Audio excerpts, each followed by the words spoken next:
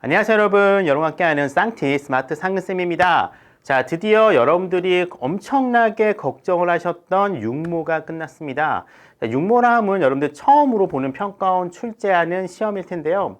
거의 수능에 흡사한 수준의 문제가 나오기 때문에 굉장히 많이 긴장하셨을 거고요. 이 시험의 중요성은 그 누구보다 여러분들이 잘 아시고 계실 거라 생각이 듭니다. 자, 이번 6월 모평은요. 굉장히 조금 특이했습니다. 어떠한 점이 특이했는지 앞에 살펴보고 본격적으로 해설 강의 이어가도록 해볼게요. 자, 출제 분수 한번 보도록 하겠습니다. 자, 제가 아까 말씀드렸던 대로 육모는 올해 처음으로 치러지는 평가원에서 출제한 시험이 되겠습니다. 자, 6월, 9월, 그리고 11월 대수능까지 평가원은요, 총 3번의 문제를 출제합니다. 다 아시고 계실 거예요. 6월과 9월에 여러분들의 어떤 수준을 평가하기 위해서 모의 수능을 치르고요. 그리고 11월 달에 대수능이 치러지게 됩니다. 자, 여러분들은 3월 달과 5월 달에 학력 평가를 봤을 거예요. 학력 평가에 들어오신 선생님의 대부분이 이 평가원에서 문제를 냈었던 분들 위주로 구성되어 있긴 하지만 이 학력 평가에서 문제랑 평가원에 출제한 문제랑 결이 많이 다릅니다. 또 학력 평가 같은 경우에는 이 실험 같은 걸 거의 하지 않습니다. 이전에 출제됐었던 수능을 바탕으로 해서 그 기조가 이어지기 때문에 특별한 변화 포인트는 별로 없습니다. 대신에 이제 평가원 같은 경우에는 직접 수능을 출제하는 기관이고 선생님들 말고 이 교수님들까지 들어오시기 때문에 문제의 결이 확실히 좀 다르긴 합니다. 그래서 여러분들이 6월달과 9월달에 어떠한 식으로 평가원에서 문제를 출제하는지 유심히 보실 필요가 있습니다. 특히 이제 모의 수능 같은 경우에는 꼭 여러분들이 오답 정리도 하셔야 돼요. 학력 평가는 조금 다르기 때문에 이 모의 수능에 관해서만큼은 꼭 틀린 부분 체크해 주시기 바랍니다. 자, 영어로 보면은 제가 봤을 때 이번 6월 모평의 영어는 독해 수준이라던가 문제 난이도가 예년도에 비해서 그렇게 어려웠냐 물으신다면은 그렇게 어려운 편은 아니었어요. 보신 분들 아시겠지만 일단 기본적으로 평가원이 이 절대평가가 되면서부터 소위 얘기하는 킬러 문항 거의 다 출제하지 않았습니다. 물론 오답률이 높은 건 있어요. 하지만 상대평가 시절에 버금가는 정답률이 10% 이하 정도 떨어지는 그런 킬러 문제는 출제하고 있지 않기 때문에 굉장히 고민이 많았어요. 절대평가긴 하지만 여전히 수능의 위력이 강하고 영어에서도 어떻게든 변별도를 둬야 되기 때문에 이 문제의 난이도를 확 높이기보다는 지문의 길이를 조금 늘리는 이런 편법을 썼는데 이번에 출제된 육모를 보시면 아시겠지만 이 지문의 길이가 예년도 평가 문제에 비해서 그렇게 길지는 않습니다. 그 전에 나왔었던 문제 수준의 길이를 보여주고 있어요. 소재도 보시면 아주 여러분들이 봤을 때 어려워할 만한 소재는 그렇게까지 눈에 띄지 않았습니다. 물론 이제 어휘 같은 경우에는 매년 여러분들이 이제 걱정을 많이 하시는데 어휘가 살짝 까다로운 게 몇 개 나오긴 했지만 그게 결정적인 변수냐라고 물으신다면 그렇지 않다라고 생각이 들어요. 제가 처음에 문제를 풀었을 때 문제 굉장히 어렵진 않은데? 작년 9월 모의수능 굉장히 쉬웠거든요. 풀면서 작년 9월 모의고사의 기시감을 제가 조금 느꼈습니다. 근데 끝나고 나서 학생들한테 물어봤더니 생각보다 쉽다고 얘기했던 친구들이 그렇게 많지 않았어요. 제가 예상했던 난이도에 비해서 체감 난이도가 조금 높았다라고 느껴지는데 기본적으로 독해라던가 문제나 그렇게 어렵지 않았음에도 불구하고 여러분들이 받았던 점수가 생각보다 낮게 형성이 된 것 같습니다. 여러 가지 이유가 있겠지만 기본적으로 여러분들의 영어 학습량이 예년에 비해서 많이 줄어들었기 때문에 그렇지 않았을까 생각이 듭니다. 절대적으로 보자면 이번 시험 자체의 난이도가 높았던 거는 솔직히 아니에요. 만약에 이번 시험이 굉장히 어렵게 느낀 친구가 있다면 좀 영어 공부하는 전략에 대해서 조금 수정을 해야 되지 않을까라는 생각이 듭니다. 평가원도 좀 고민이 많을 것 같긴 해요. 이 정도 수준이 어렵게 출제한 것 같지는 않거든요, 분명히. 근데 만약에 결과가 예상보다 조금 안 좋게 나온다면은 평가원도 조금 고민이 되지 않을까 싶습니다. 자, 어법 난이도부터 보도록 할게요. 난이도 살짝 높긴 했지만 그렇다고 해서 못 풀 정도는 아니었습니다. 평가원이 그동안 굉장히 중시하게 썼던 출제 많이 됐었던 대명사 그리고 투부정사 그리고 이제 주어랑 본동사, 그리고 이제 관계대명사 파트 꼭 나오죠. 그리고 분사까지.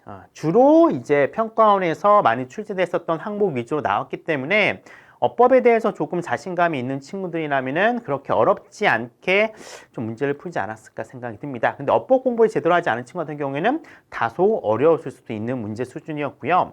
어휘 같은 경우에 살짝 이제 변화를 뒀어요. 그렇죠? 이전까지는 1번부터 5번이라고 하는 밑줄형 문제를 거의 출제해 오다가 정말로 평가원에서 간만에 선택형 문제를 출제했습니다. 선택형 문제로 출제돼서 살짝 당황한 친구들도 있었겠지만 밑줄형과 비교했을 때 선택형은 확실히 난이도가 떨어질 수밖에 없죠. 밑줄형은 5개 비교를 해야 되는데 선택형은 3개만 비교하시면 되고요. 명확하게 비교 포인트가 나오기 때문에 밑줄형보다는 확실히 조금 수월하게 풀 수 있습니다. 그리고 제시된 어휘 수준도 보시면 아시겠지만 compensate, 그리고 prepare, purposefully, randomly, 그 다음에 independent나 protective처럼 뭐 난이도, 단어의 난이도 수준이 높은 단어는 아니었어요. 다 수능 필수 어휘로 언급이 됐던 단어가 나왔기 때문에 뭐 기본적인 어휘 실력이 있는 친구들이라면 이것도 어렵지 않게 풀지 않았을까 생각이 들었습니다. 자, 빈칸 추론입니다. 항상 난이도가 높았고요. 오답률도 높았던 항목인데 이번 평가원에 출제한 빈칸 추론은 34번 하나 빼고 31, 32, 33번 요 3개의 빈칸 추론의 난이도는 그렇게까지 높진 않았고요. 선택지의 매력도 제가 봤을 때는 그렇게 높지 않았습니다. 여러분들이 그 제시된 지문을 잘 이해하시고 소거법을 이용해서 정답이 아닌 것들을 제하셨다면 하나밖에 안 남았거든요. 둘 중에 하나 헷갈렸던 포인트도 전혀 없었기 때문에 4문제 중에 3문제 정도는 충분히 맞출 수 있을 거고요. 34번 같은 경우는 상당히 좀 까다로웠습니다. 가장 어려웠던 문제라고 생각이 드는데 34번 빼고는 충분히 여러분들 맞출 수 있는 수준의 빈칸 추론이 아니었을까 생각이 됩니다. 자, 글의 순서와 문장 삽입 역시 이제 최근 들어 굉장히 난이도가 높아진 문제 유형인데 글의 순서 같은 경우에는 여러분들이 그냥 첫 번째 문장만 읽고 풀었다면 조금 헷갈릴 포인트도 있지만 기본적으로 끝까지 읽었던 친구라면 어렵지 않게 글의 순서 맞출 수 있었을 거 생각이 들어요. 특히 글의 순서 같은 경우에 36번 같은 경우에는 this와 this라는 대명사가 나오거든요. 앞에 있는 this 때문에 조금 헷갈린 친구 있겠지만 뒤에 나오는 this라고 하는 이 대명사 때문에 오히려 좀 더 수월하게 풀 수도 있었고요. 문장 삽입 같은 경우에는 정답이 5번과 2번으로 제시가 됐는데 특이하게 문장 삽입 같은 경우에는 친구들이 3번과 4번으로 정답을 많이 선택하는 경향이 높습니다. 그러다 보니까 정답이 2번과 5번으로 제시됐을 때는 다른 문항에 비해서 조금 오답률이 높았어요. 하필이면 공교롭게도 이번에 문제 정답이 5번과 2번으로 제시가 됐기 때문에 이 번호가 주는 약간 난이도의 상승이 좀 있었고요. 대신에 그렇게까지는 아주 어렵진 않습니다. 소재 자체가 조금 평이하기 때문에 제대로 독해를 하셨더라면 어렵지 않게 정답을 잘 골랐을 거라 생각이 듭니다. 자, 전체적으로 봤을 때 6모 저는 개인적으로 봤을 때 어렵지 않았다고 생각이 듭니다. 고3 친구들 같은 경우는 좀 어려울 수도 있지만 졸업생들 같은 경우에는 어려운 수준의 문제는 전혀 아니었다고 생각이 들어요. 이 정도 수준이 어렵다라고 생각이 들면은 조금 여러분들이 고민을 해보셔야 될 포인트고요. 전 처음에 풀었을 때 작년 구모의 느낌이 났지만 들어보니까 체감 난이도가 살짝 높았다라고 생각이 들기 때문에 작년 구모보다는 조금 어려웠지만 작년 수능과 작년 6월 모평보다는 확실히 난이도가 조금 떨어진 시험이 아니었을까. 그래서 1등급 정도가 한 구모가 작년 15% 나왔거든요.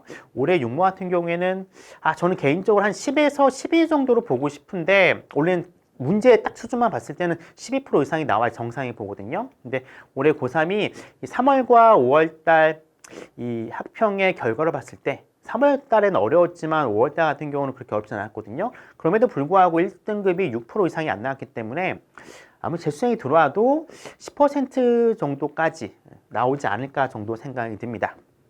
실제 수능 난이도는요, 이건 평가원이 고민해 볼 포인트 같아요. 이 평가원이 만약에 6월 모평을 난이도를 높게 설정을 했다면 당연히 이 6월 모평보다는 조금 쉽게 출제가 되겠죠? 보통 어렵게 출제하면 9월달에 쉽게 출제하고 실제 수능은 중간 단에서 맞추니까. 근데 이 6월달 모평이 제가 봤을 때는 그렇게 어려운 수준은 아니었어요. 그렇기 때문에 평가원이 9월 달을 만약에 출제하는 걸 마저 봐야 되지 않을까 싶습니다. 9월 달 수준이 이제 작년 구모처럼 쉽게 나온다면은 평가원은 육모를 어렵다라고 판단하고 중간에서 맞추겠죠. 하지만 작년 6월 구모보다 훨씬 더 좀 어렵게 출제가 된다면은 이 6월에 대해서 조금 고민하지 않았을까 생각이 듭니다. 자, 여전히 가장 중요한 거는 단어 꾸준히 외우셔야 되고요. 특히 다이어 중심 보셔야 됩니다. 꾸준한 독해요.